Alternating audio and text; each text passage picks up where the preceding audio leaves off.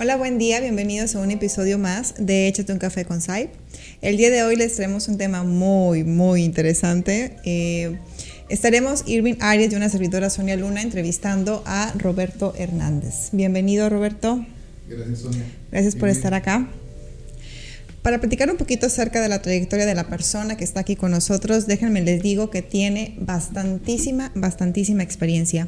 Él es licenciado en Psicología por la Universidad Autónoma de Nuevo León, cuenta con una maestría en Educación por la Universidad del Norte, tiene experiencia de 9 años siendo jefe de Psicología en el penal de Cadereyta, 1 año en el penal de Topo Chico, cuenta con 8 años de experiencia como docente a nivel licenciatura, 5 años de experiencia en clínica de adicciones.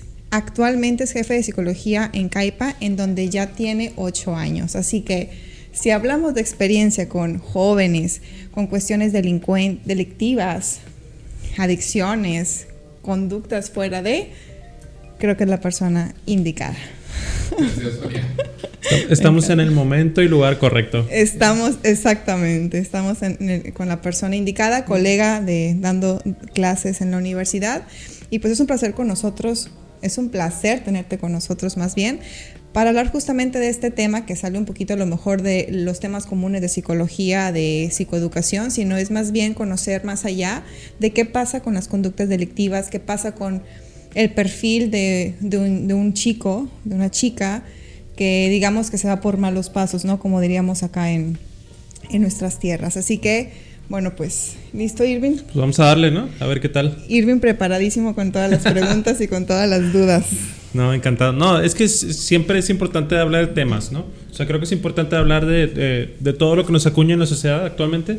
Y creo que a veces los adolescentes quedan en un momento donde se habla más de adultos o de niños, ¿no? Creo que esa pequeña etapa, esa pequeña gran etapa, luego suele ser como la más regañada, minimizada, la que está más incorrecta, la que se porta mal, ¿no? Como tal. Entonces luego se deja de lado porque se obvian muchas cosas que realmente son importantes para el desarrollo de una persona, ¿no? Y creo que aquí es un buen momento para hablar. Uh-huh. Y pues qué mejor que traerlo aquí a la mesa, ¿no? Claro, ¿no? Esta parte de cómo nos damos cuenta ya hasta el final, ¿no? Ay, es que no me di cuenta, no sabía que era así, no sabía que pensaba de esa manera, y ya llegamos a chicos con consecuencias ya legales, ¿no? Incluso casos mortales también. Así que bueno, Roberto, pues queremos preguntarte un poquito, si nos puedes explicar ¿qué pasa con un delincuente, ¿no? Si existe un rubro, una clasificación, ¿cómo podemos hablar un poquito acerca de este tema? Okay, bueno, primero nada, muchas gracias, Ana, por haber invitado, por haber coincidido nuevamente contigo en un espacio como este. No venía preparado, pero traigo mi acordeoncito por si pierdo. Adelante. Pierdo la onda. Tengo la costumbre de que de repente empiezo a hablar de algo y se me van las cabras, acabo hablando de otras cosas. Me solía pasar mucho, por eso ahora traigo mi acordeoncito. Perfecto. Antes de hablar del delincuente, si hay un rubro dentro de la psicología, ¿no? Que es el trastorno antisocial de la personalidad, que está dentro del eje 2 del manual diagnóstico de desórdenes mentales. ¿Y qué onda con este trastorno antisocial? Si se nace, si se hace, ¿qué onda, no? Primero vamos a distinguir entre lo que es un psicópata y un sociópata. Esta distinción es más que nada de orden conceptual. Cuando hablamos del psicópata, hablamos de aquella persona que tiene la tendencia o la predisposición a desarrollar el síndrome y la patología. En el caso del sociópata, no. Ahí es el desarrollo de las características o los rasgos sociopáticos se dan por el contexto social. ¿Qué es lo que está alrededor de este sujeto que sirve de modelo para que él replique esas conductas sociopáticas, ¿no? Pongo un ejemplo. Había una familia hace muchos años. Había varias familias, ¿no? Pero yo me acuerdo de haber trabajado con una, ¿no? Entonces, la persona que yo conocí era apodada el Seco, ¿sí? Y resulta que estaba el Seco, estaba su hermano, ya en paz descanse, Juan Francisco, algo así se llamaba. Estaba la mamá, estaba la hermana, estaba el tío y toda la familia, ¿no? Pero el mismo contexto, era un contexto de conflicto, ¿no? Vivían allá por el rumbo de Sierra Ventana, allá arriba del cerro, ¿no? Entonces el mismo contexto lo llevó a desarrollar esas conductas sociopáticas, ¿no? Donde eran hasta cierto punto bien vistas o bien recibidas, ¿no? O sea, mamá, ¿sabes qué? Pues me robé esta cartera, aquí está para la despensa. Hijo, que es malo que robes. Ven, déjame, te doy tu manazo, pero presta para la despensa. Pero tenemos, ¿no?, que comer, ¿no? Sí, así comer, ¿no? Entonces, pudiéramos decir de cierta manera que el desarrollo de estas características parte de factores tanto biológicos como sociales, ¿no? Es importante hacer esta definición. Y algo es muy de... Toda conducta delictiva es una conducta antisocial, pero no todo antisocial es delincuente. Y no todo delincuente es antisocial. Hay que ver cómo están las cosas. Está muy locochón este rollo. Y es que para ser considerado un trastorno antisocial de la personalidad, se tienen que cumplir con varios elementos o indicadores, ¿no? Que te los da el Manual Diagnóstico de Desórdenes Mentales.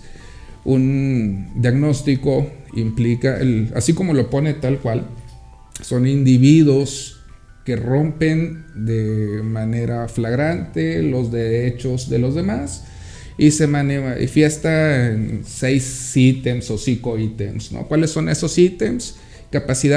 Incapacidad para la adopción de normas, y entonces estos cuates pues constantemente no pueden con la escuela, ya de grandes están constantemente rompiendo la ley, ¿no?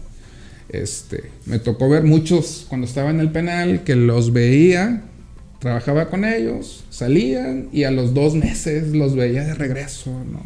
Recuerdo que había uno, el Jimmy, les estoy hablando del 2010 más o menos. El Jimmy me decía: licenciado, yo no conozco la Macroplaza. Digo, la Macroplaza todos lo conocemos, claro, ¿no? Hemos ido un chorro de veces, ¿no? Pero él no la conocía, porque de adolescente estuvo en el Tutelar, luego estuvo en el Topo Chico, luego estuvo en el Apodaca, luego estuvo en el Cadereyta, y luego salió del Cadereyta y regresó al Cadereyta, ¿no? De hecho, cuando él se iba fue algo así como que, ¿qué onda? ¿Cuándo regresas? ¿No? O sea, entonces está repitiendo continuamente esa cosa, esa conducta, ¿no? Hay una impulsividad, no son capaces de prever el futuro, piensan solo en el aquí y en el ahora. Irritabilidad que se demuestra en transgresiones, en agresiones. Está la deshonestidad. Y podemos decir, bueno, ¿cómo medimos la deshonestidad? ¿No? Es algo muy ambiguo, ¿no? Sí, muy ¿no? intangible. Pero pues resulta que cuando hablamos en ellos de deshonestidad, hablamos de, por ejemplo, los defraudadores, te echan unas mentiras bien bonitas. Ay, no, yo te voy a dar esto y aquello, y sopas, es pura mentira, no sé, te roban, ¿no? Uh-huh. Los mentados crímenes de cuello blanco, ¿no? Las personas que tienen muchos alias, y entonces, por ejemplo, conocí personas que tenían 6, 7 alias. Cada vez que los detenían, daban un nombre nuevo y otro nombre, otro nombre. Entonces, se decía, cuando le ponías el nombre en el expediente, tenías que poner todos los alias, ¿no? Entonces, pues prácticamente los alias abarcaban toda una página de Word, claro, ¿no? Sí, tantos alias que tenían para poder seguir engañando, ¿no? Son incapaces de tener una responsabilidad económica. Entonces, tienen hijos y pues, ¿quién sabe qué será de mi hijo? No les importa. No hay remordimientos en ellos. Recuerdo que uno de ellos trabajaba para cierta parte, ¿no? Entonces él me comentaba: licenciado, tu trabajo es platicar conmigo y pues yo vengo y platico contigo. El mío es matar gente, o sea, yo salgo y mato, ¿no? Cero remordimiento, decía el cuate, no, cero remordimiento para nada, ¿no? Esta falta de empatía, ¿no? Es lo Falta que iba a de decir. empatía. ¿Qué pasa con la cuestión emocional? Es donde dicen, es biológico, es más social. O sea, ¿qué pasa con la cuestión emocional? En el caso de él tenía una formación militar. Entonces, él lo veía como un trabajo. Y si dentro de mi trabajo tengo que disparar, pues simplemente disparo. Que es la parte de la justificación. Era parte de la justificación. Y ahí estamos hablando de algo. Entonces, ¿qué onda con este cuate? No, pues las cogniciones de este cuate, las creencias de yo estoy haciendo mi trabajo. O sea, Siguiendo órdenes. ¿sí?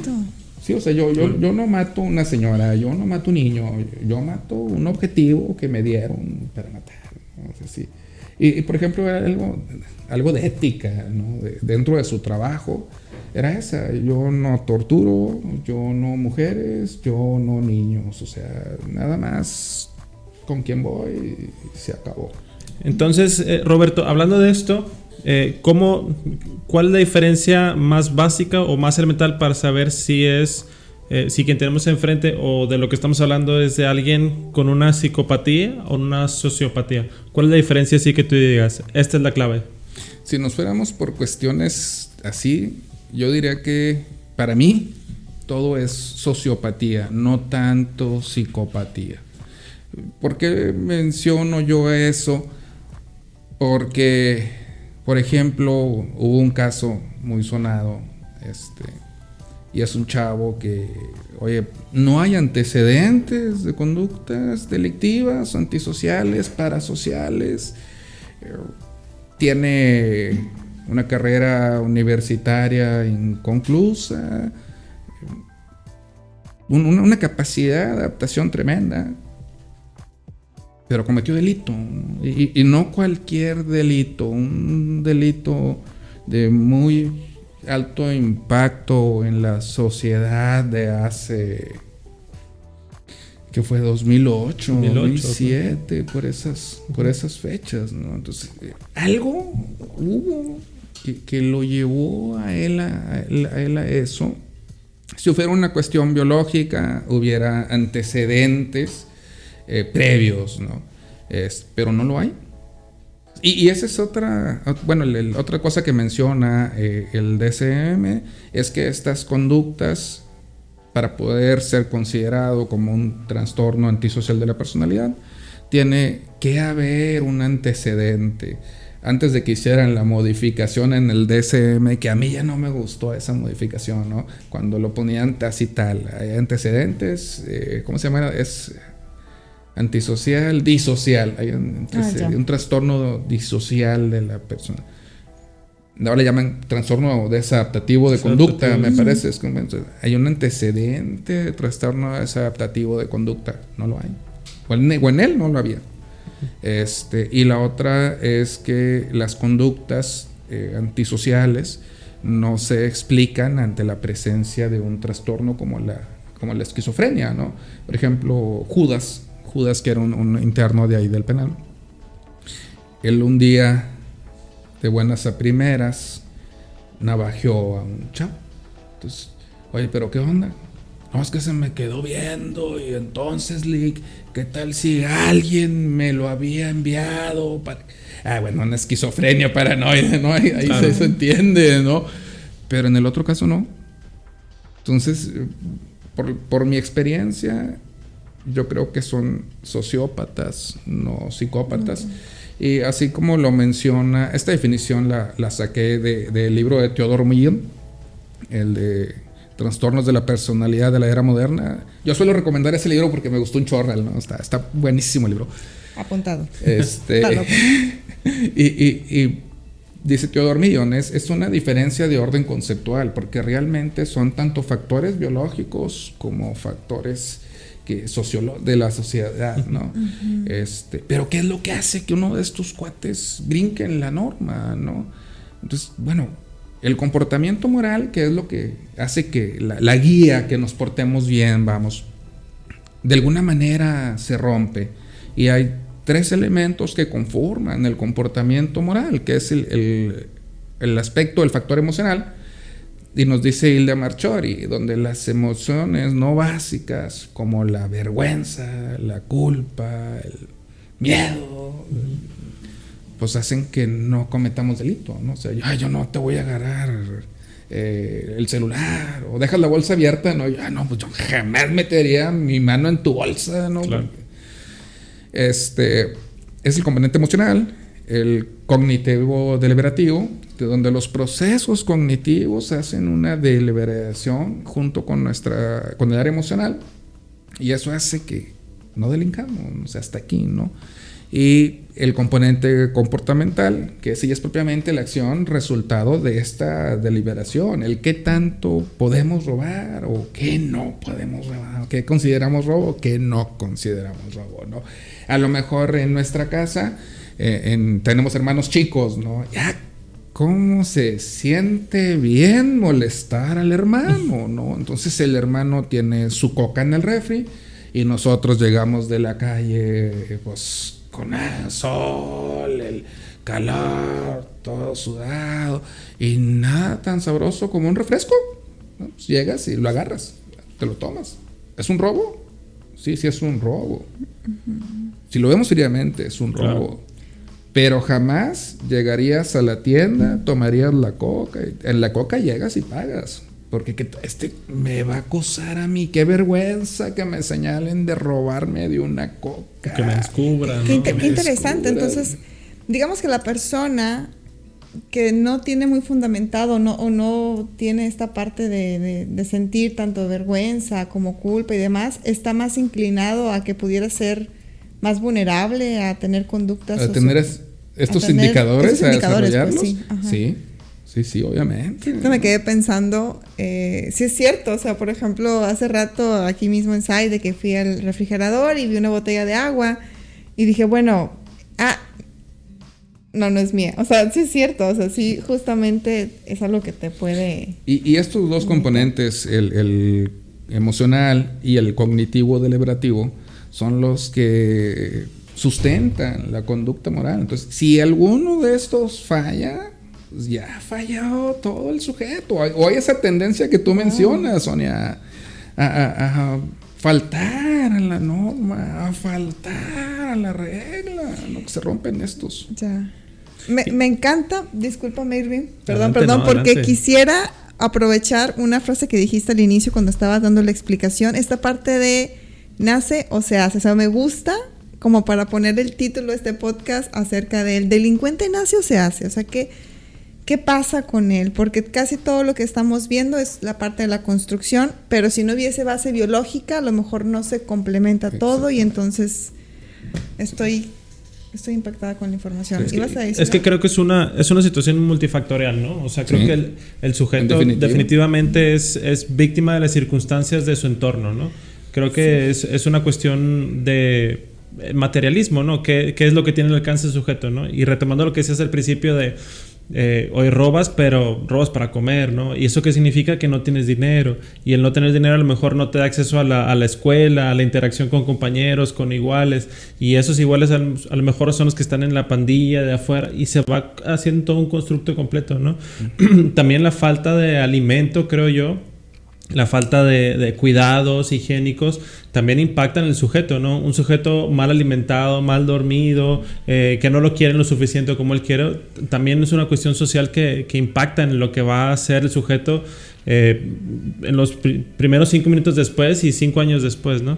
Y sobre esto, hablando de los sujetos y las circunstancias que están sucediendo alrededor de él, me llama mucho la cuestión, por ejemplo, de los adolescentes, ¿no? Que es cuando empiezan a buscar sus padres, que empiezan a hacer la etapa normal o esperada de la rebeldía con sus padres, ¿no? Para diferenciarse y hacer su propia personalidad.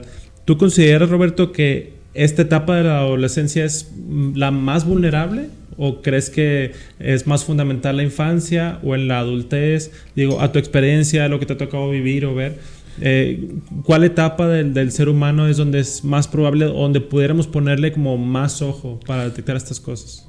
Fíjate que hace poco estuve en un foro de el adolescente en conflicto con la ley, un foro a nivel nacional, y algo que mencionaban ahí es que hay que prever, o sea, es decir, la parte fundamental está antes, no después.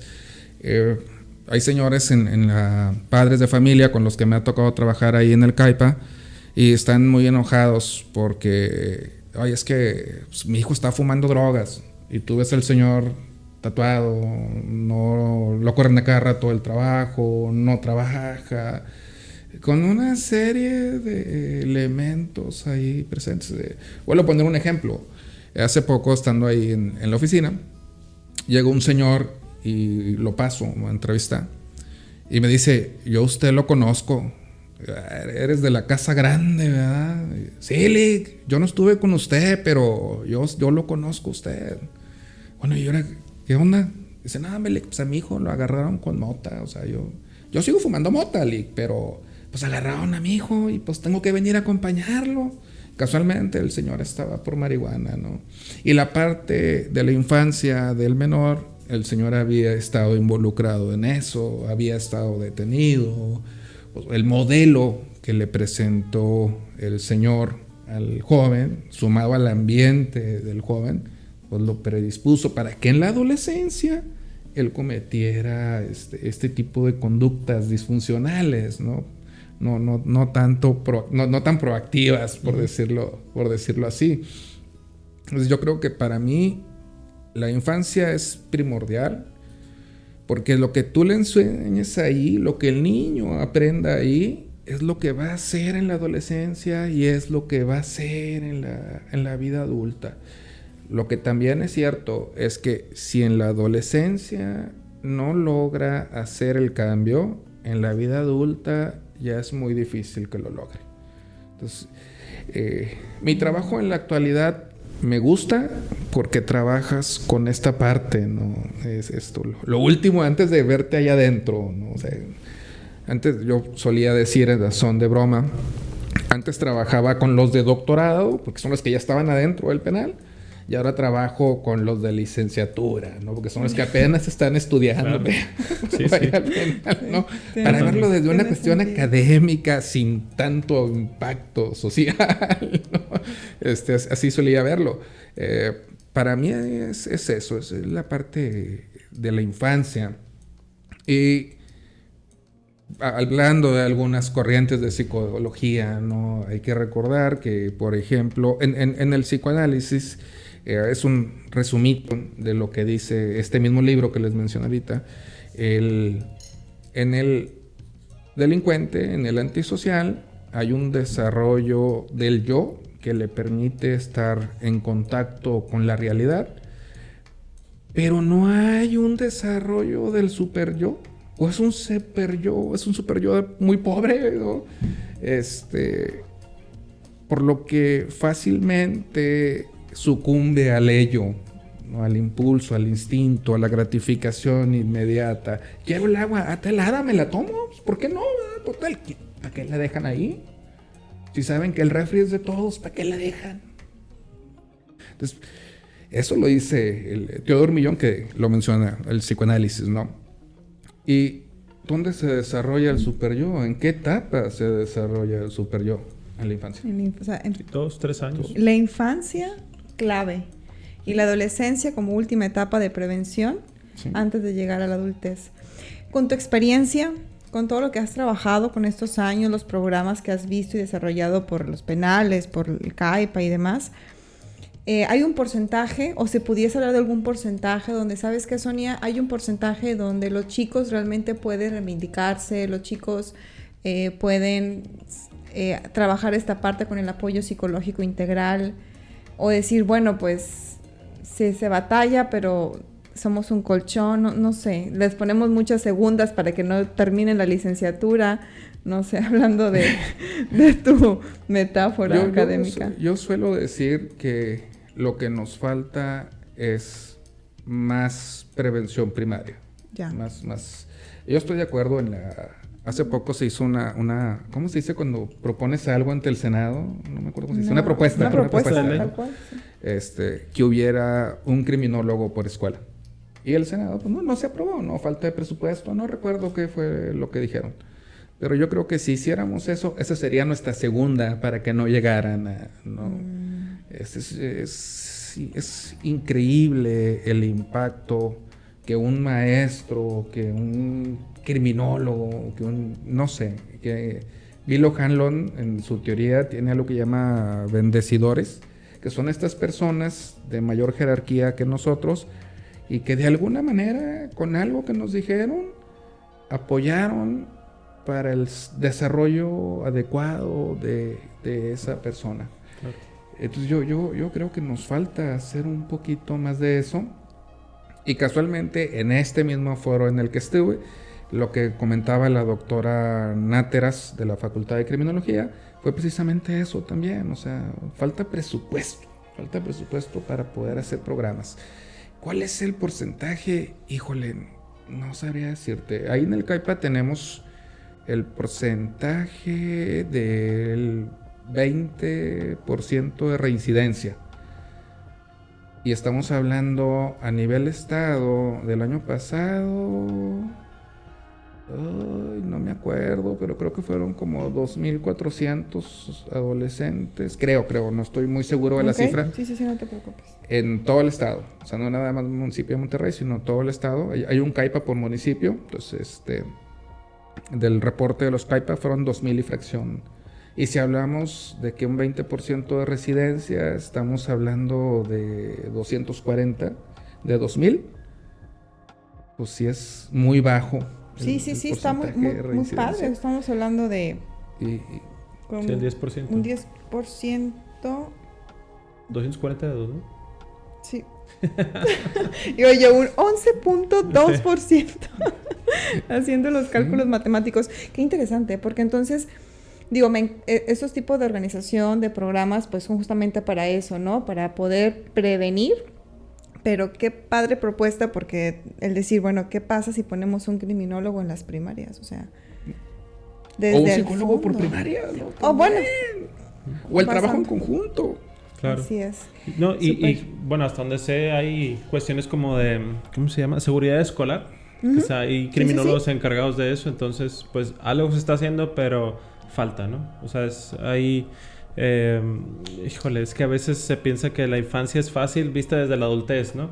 Claro que hacer una tarea de un resumen de 2 hojas es fácil para un adulto, ¿no? Pero para un niño es su tarea complicada del día, ¿no? Entonces falta, creo, esa empatía con la niñez, con los problemas, con su entorno, con su sociedad, con las cuestiones económicas de los papás o de los tutores que estén viviendo, ¿no? Entonces creo que es la etapa, como decía, ¿no? La etapa de niñez es muy fundamental, la adolescencia sigue siendo igual de importante y la adultez es, pues bueno, también darle seguimiento a qué pasó con todo esto, ¿no? Y no solo aislarlo en un adolescente, un niño o un adulto, sino es una persona con toda su historia y todo lo que implica, ¿no? Creo que eso es lo más importante, ¿no? No solamente es la conducta delictiva, sino es ver qué hay detrás de esa conducta, ¿no? ¿Qué sucedió? ¿Qué está pasando? ¿Cómo lo vivió? Si es una cuestión de mala introyección de las normas o si es una cuestión de meramente necesidad, no sé, económica. No sé, ¿no? Creo que hay muchos factores ahí para considerarlos. Y saber qué es lo que podemos hacer, o sea, desde la prevención de necesidades básicas, porque la persona cree que una necesidad básica es que mi hijo duerma, que tenga alimento y darle ropa, darle un techo y ropa. Y pues también la necesidad básica de comunicación, la necesidad básica del afecto, de ser escuchados, de la creatividad, son muchas cosas que pues como que no se llevan a cabo. Y sé que pues tenemos un montón de preguntas más y el tiempo se nos está cortando, pero si pudiéramos decir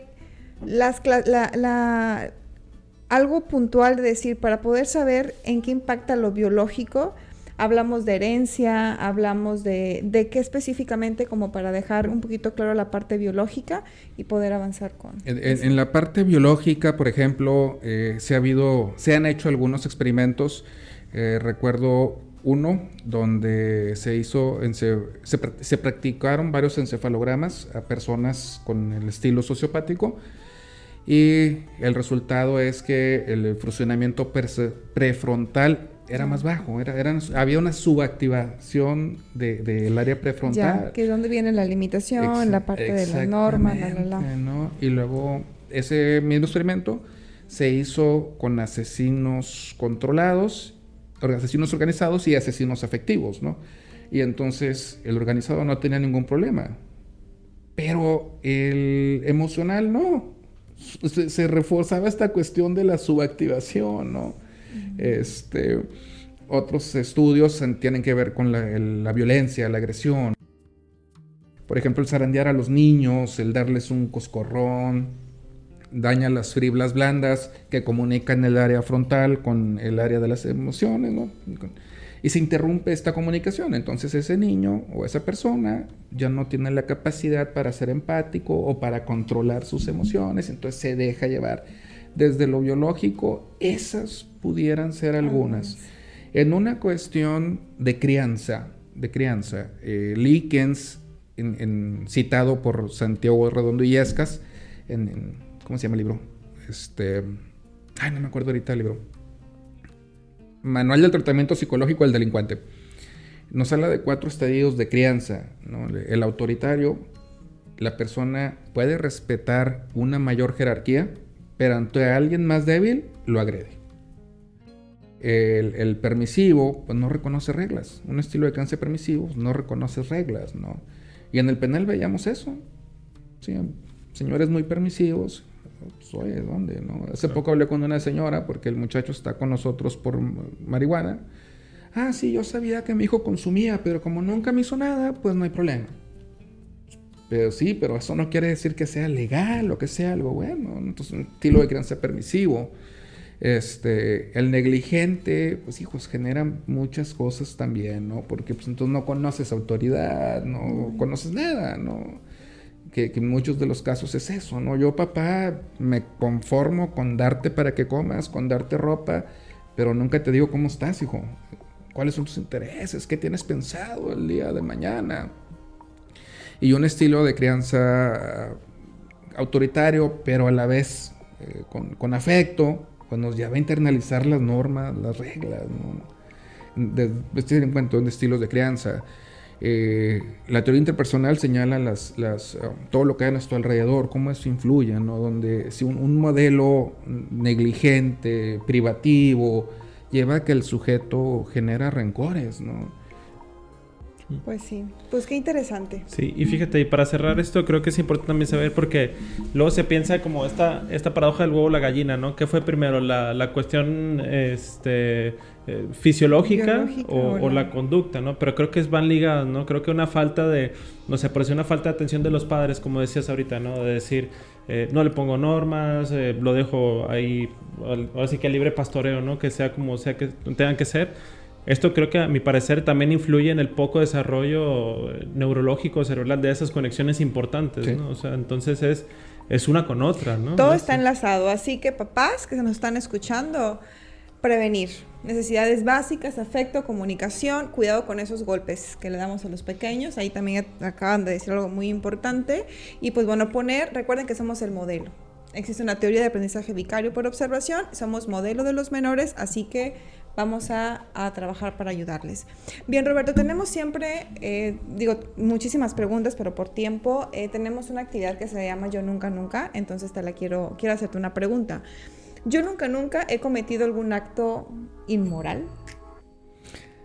Hijos, si lo vemos desde la cuestión fría de acto inmoral, de lo que es romper la regla, a mí me encanta molestar a mi hermana. Le he robado la coca infinidad de veces. Ok, perfectísimo. Bueno, pues ya con estos climas, ¿quién no se quemaría por una coca? Quemaría, ¿no? ¿Verdad? Exactamente. Pobre tu hermana, ya de estar que busca estrategias de... Sí. De hecho, cuando voy a la casa de visita, suele decir que llegó el damnificado, ¿no? Porque... Perfecto. Roberto, ¿tienes alguna red social o algún contacto donde podamos contactarte o la gente puede contactar al centro o a ti en tu consulta privada igual? Pues yo nada más lo que es mi teléfono, casi todo es por mi teléfono, por recomendaciones que han dado, por alguien que me ha conocido o que me ha visto en algún lugar. No sé si lo puedo decir para meter gol. Sí, claro, por supuesto. Favor. Que es el 811-655-4155. Y no le digas en 3 cifras porque ya se me perdió. Como quiera lo vamos a agregar en redes para que aparezca, claro que sí, con gusto. Y si tienes igual el contacto de tu centro donde estás actualmente laborando, igual también podemos poner la información sin ningún problema. Ah, ok. Ahorita no me la traje aquí a la mano. No te preocupes, como quiera lo ponemos. Y pues bueno, como cada invitado cuando viene aquí al podcast, pues tenemos un detalle. Queremos darte una tacita de reconocimiento de aquí del podcast para que nos recuerdes con mucho cariño y agradeciéndote ante todo, pues la participación que tuviste acá con nosotros. Muchas gracias. Sí, y pues bueno, chicos, les recordamos que pueden buscarnos en nuestras redes sociales. Este canal se encuentra en YouTube como Centro Psicológico SAIP. Estamos en Spotify también como Échate un café con SAIP. Recuerden que estamos todos los martes a las 9 de la mañana subiendo un programa diferente. Nuestras redes sociales están abiertas para hacer preguntas o proponer temas que sean de su interés. En Facebook estamos como Centro Psicológico Integral SAIP y en Instagram estamos como Centro Psicológico SAIP. Entonces ya saben, dudas, preguntas que tengan. Tenemos algunos programas preparados. Divertidos. Van a estar divertidos y muy interesantes para que estén atentos, ya que vienen algunas fechas peculiares para que den a tono. Inclusive queramos o no, le vamos a hacer un pequeño seguimiento a este tema de la cuestión de psicopatía, de sociopatía, de algunos trastornos por ahí. Pero bueno, entonces Roberto, muchísimas gracias. Hombre, gracias pues, a ustedes. Se nos acabó el café. Se nos ha terminado el café. Listísimo. Pues vámonos. Vámonos. Gracias.